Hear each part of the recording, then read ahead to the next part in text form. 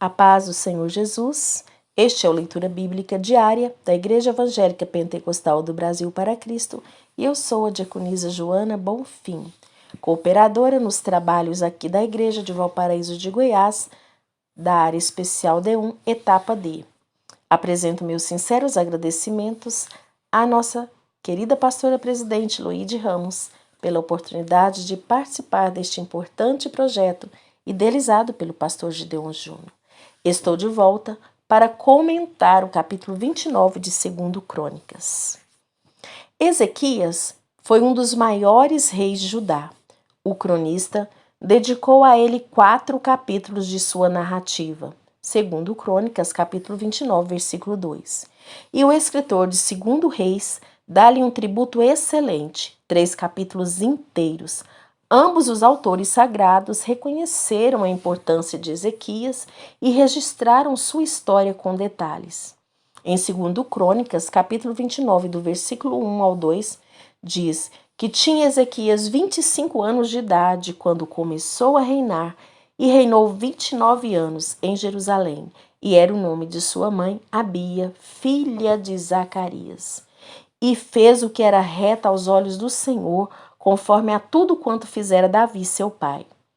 A narrativa da vida de Ezequias, cujo reino independente prolongou-se por 29 anos, 715 a 686 a.C., aparentemente reinou como vice-regente de seu pai, Acaz, por 14 anos, 729 a 715 a.C. Israel, a nação do norte, já havia caído diante dos assírios em 722 a.C.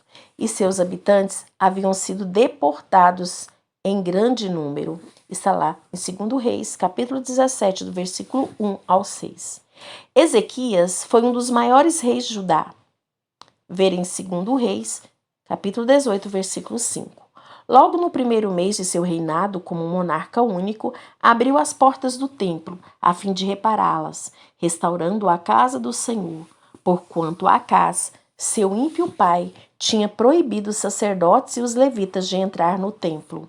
Em 2 Crônicas, versículo 28 e 24. 2 Crônicas, do capítulo 29, versículo 3 ao 29, versículo 5, diz que ele, no primeiro ano do seu reinado, no primeiro mês, abriu as portas da casa do Senhor, que as reparou. E trouxe os sacerdotes e os levitas e ajuntou-os na praça oriental.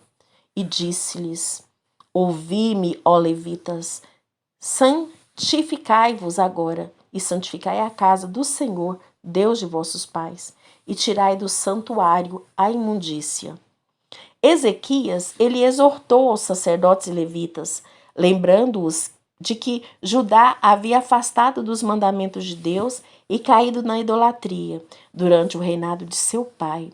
Ezequias estava ciente de que a restauração espiritual não ocorreria apenas por meio de reformas físicas, mas também exigiria um compromisso renovado com Deus e sua vontade. Em 2 Crônicas, no capítulo 29, versículo 6 ao capítulo 29, versículo 11, diz que porque os nossos pais transgrediram e fizeram o que era mal aos olhos do Senhor nosso Deus, e o deixaram, e desviaram seus rostos do tabernáculo do Senhor, e lhe deram as costas. Também fecharam as portas do alpendre e apagaram as lâmpadas, e não queimaram incenso nem ofereceram holocaustos no santuário ao Deus de Israel.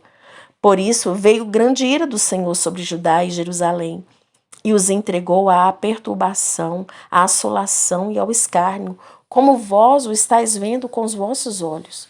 Porque eis que os nossos pais caíram à espada, e nossos filhos e nossas filhas e nossas mulheres, por isso estiveram em cativeiro.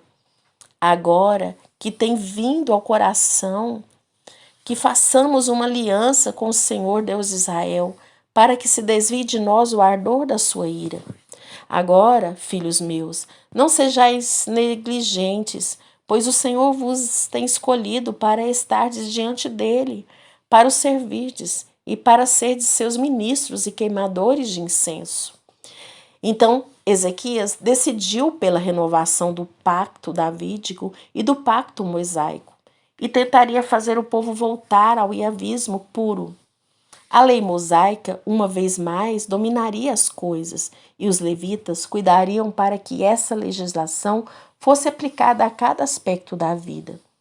Em 2 Crônicas, no capítulo 29, nos apresenta a figura de Ezequias como um líder exemplar, que iniciou uma reforma religiosa significativa em Judá. Sua determinação em busca a retidão e restaurar a adoração a Deus após décadas de apostasia é uma lição inspiradora para todos os líderes e crentes. Após a ascensão de Ezequias ao trono e sua convocação dos sacerdotes e levitas para restaurar o templo, agora testemunhamos os passos práticos tomados para purificar a casa de Deus da contaminação e da impureza que se acumularam ao longo desses anos. Em 2 Crônicas, no capítulo 29, versículo 12, ao capítulo 29, versículo 15, então se levantaram os levitas, Maate, filho de Amassai, e Joel, filho de Azarias, dos filhos dos Coatitas e dos filhos de Merari, Quis, filho de Abdi, e Azarias, filho de Jealelel, e dos Gersonitas, Joá, filho de Zima, e Éden, filho de Joá. E dentre os filhos de Elisafã, Siri e Jeuel, dentre os filhos de Asaf, Zacarias e Matanias. E dentre os filhos de Emã, Jeuel e Simei. E dentre os filhos de Gedutum, Semaías e Uziel. E ajuntaram aos seus irmãos e santificaram-se, e vieram conforme ao mandado do rei, pelas palavras do Senhor, para purificarem a casa do Senhor. A purificação do templo começou com Ezequias, reconhecendo que, para restaurar a santidade do templo, era essencial remover todos os utensílios impuros que haviam sido utilizados para práticas de idolatria e profanação. Tudo que havia sido contaminado pela apostasia anterior. Representantes dos vários clãs levitas tomaram a liderança na restauração. O autor ele lista cuidadosamente os nomes para garantir que estava narrando uma situação histórica genuína. Começaram a retirar do templo, levando para o vale de Cedron. Está lá em 2 Crônicas, capítulo 15, versículos 16 e 30 ao 14. Tudo quanto fosse impuro. Nesse ato, Ezequias estava seguindo a palavra do Senhor, conforme aparece em Deuteronômio, capítulo 12, versículo 2 ao 4. Essa ação ela é emblemática da necessidade de purificar nossas vidas e nosso culto a Deus de tudo que é impuro e inaceitável aos olhos divinos. Devemos examinar nossas próprias vidas em busca de áreas em que permitimos a contaminação espiritual e nos esforçarmos para removê-las. Em 2 Crônicas, no capítulo 29, 16 ao capítulo 29, 19, diz que os sacerdotes eles entraram na casa do Senhor para a purificar e tiraram para fora ao pátio da casa do Senhor toda a imundícia que acharam no templo do Senhor, e os levitas a tomaram para a levarem para fora ao ribeiro de Cedron. Começaram, pois, a santificar no primeiro dia do primeiro mês, e ao 8º dia do mês vieram ao pendre do Senhor e santificaram a casa do Senhor em 8 dias, e no dia 16º do primeiro mês acabaram. Então foram ter com o rei Ezequias e disseram: já purificamos toda a casa do Senhor, como também o altar do holocausto, com todos os seus utensílios, e a mesa da proposição, com todos os seus utensílios. Também todos os objetos que o rei Acaz, no seu reinado, lançou fora, na sua transgressão, já preparamos e santificamos, e eis que estão diante do altar do Senhor.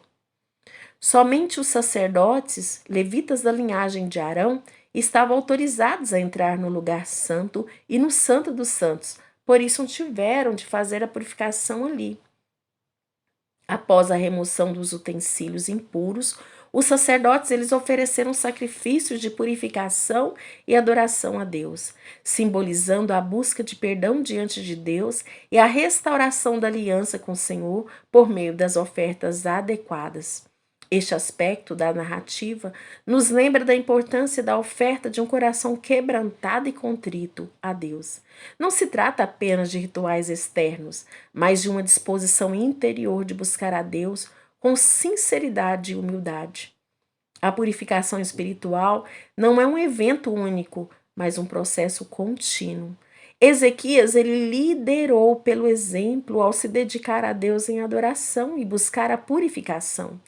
Como cristãos, nossa fé está enraizada na obra redentora de Cristo, que nos oferece a purificação completa de nossos pecados e nos permite aproximarmos de Deus com confiança.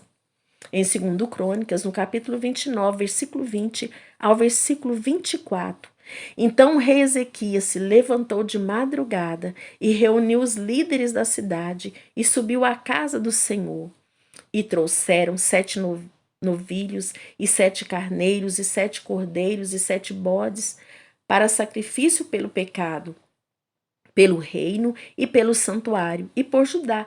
E disse aos filhos de Arão, os sacerdotes, que os oferecessem sobre o altar do Senhor.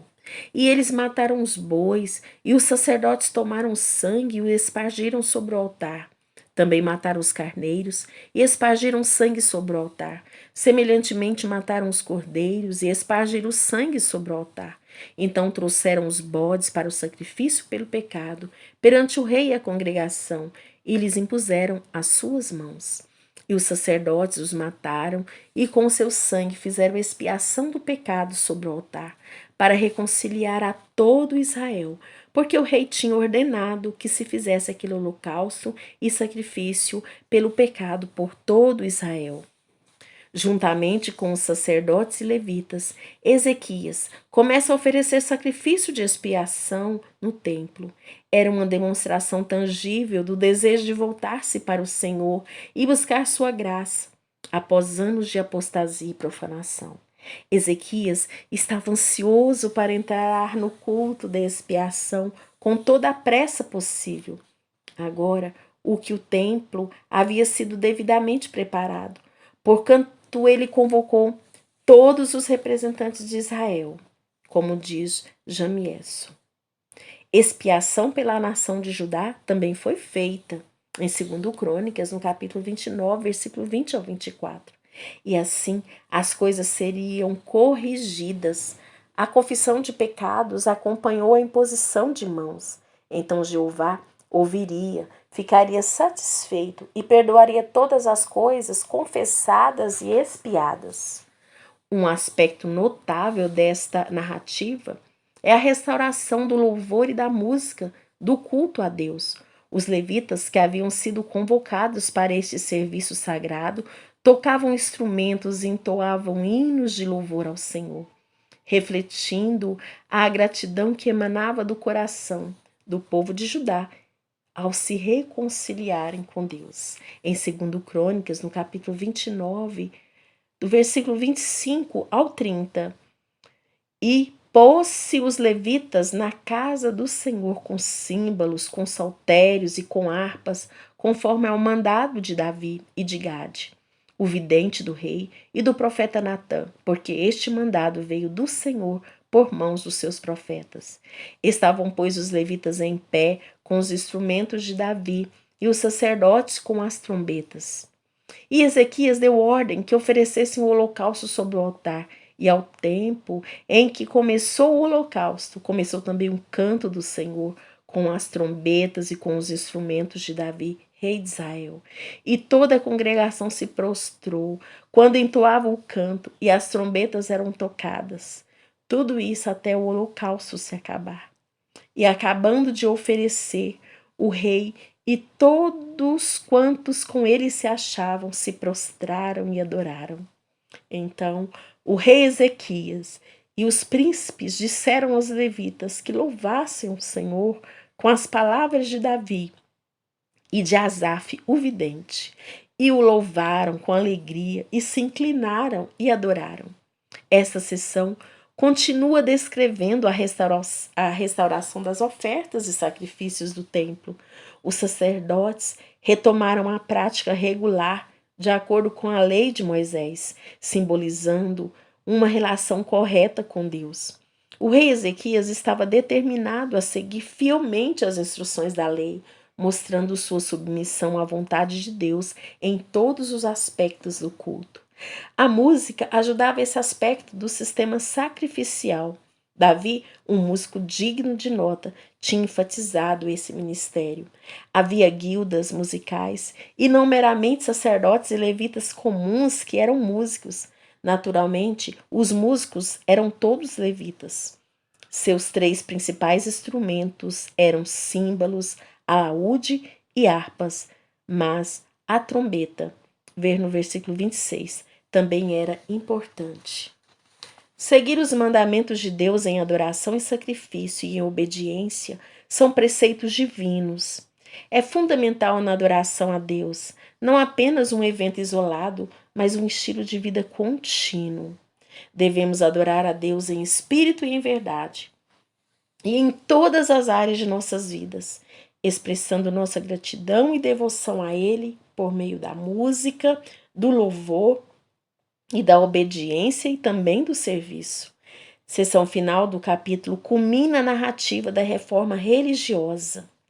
O povo de Judá demonstra um compromisso profundo em restaurar seu relacionamento com Deus, renovando a aliança que havia sido negligenciada por anos de apostasia e de idolatria. Em 2 Crônicas, no capítulo 29, versículo 31. E respondeu Ezequias, dizendo: Agora vos consagraste a vós mesmos ao Senhor. Chegai-vos e trazei sacrifícios e ofertas de louvor à casa do Senhor. E a congregação trouxe sacrifícios e ofertas de louvor, e todos os dispostos de coração trouxeram holocaustos. E o número dos holocaustos que a congregação trouxe foi de 70 bois, 100 carneiros, 200 cordeiros. Tudo isso em holocausto para o Senhor. A renovação da aliança é um ato significativo de fidelidade a Deus, marcando um compromisso de seguir a vontade divina na reconciliação e uma busca por princípios e valores do reino de Deus. Obedecer aos mandamentos e adorar o Senhor com sinceridade e reverência. Além das ofertas queimadas, também havia as oferendas de cereais, que expressavam ações de graças, e as libações, ver em Levítico capítulo 7, versículo 37. Segundo Crônicas, no capítulo 29, versículo 33 ao 36, diz que houve também de coisas consagradas 600 bois e 3.000 ovelhas. Eram, porém, os sacerdotes muito poucos, e não podia esfolar a todos os holocaustos, pelo que seus irmãos, os levitas, os ajudaram, até a obra se acabar, e até que os outros sacerdotes se santificaram, porque os levitas foram mais retos de coração para se santificarem do que os sacerdotes. E houve também holocausto em abundância, com a gordura das ofertas pacíficas e com as ofertas de libação para os holocaustos. Assim, se restabeleceu o ministério da casa do Senhor, e Ezequias e todo o povo se alegraram por causa daquilo que Deus tinha preparado para o povo, porque apressuradamente se fez esta obra. A seção final do capítulo 29 descreve a celebração da adoração restaurada do Templo de Jerusalém. O versículo 36 destaca: E alegrou-se Ezequias e todo o povo por ter Deus preparado o povo, porque tudo se fez muito depressa. Essa celebração nos ensina que a verdadeira adoração é uma resposta de corações gratos à obra de Deus em nossas vidas. Quando reconhecemos sua graça, misericórdia e perdão, nossa resposta natural é a alegria e adoração sincera. A renovação da aliança entre Deus e o povo de Judá é um lembrete tocante da graça de Deus.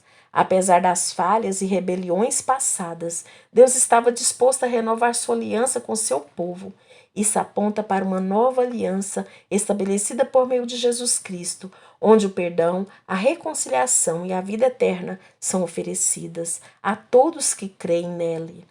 A obra de Cristo na cruz nos proporciona a oportunidade de renovar nossa aliança com Deus, de sermos perdoados e reconciliados com o Pai Celestial. A mão de Deus foi vista na súbita mudança que houve entre os príncipes e o povo, da indiferença para a alacridade, em 2 Crônicas, capítulo 30, versículo 12. Elicote. Que nossas vidas resplandeçam à luz da verdade do Evangelho e que nossos corações sejam cheios de louvor e gratidão a Jesus Cristo, nosso Rei, sumo sacerdote e nosso Redentor. Ficamos por aqui até o próximo encontro, se Deus nos permitir. Amém.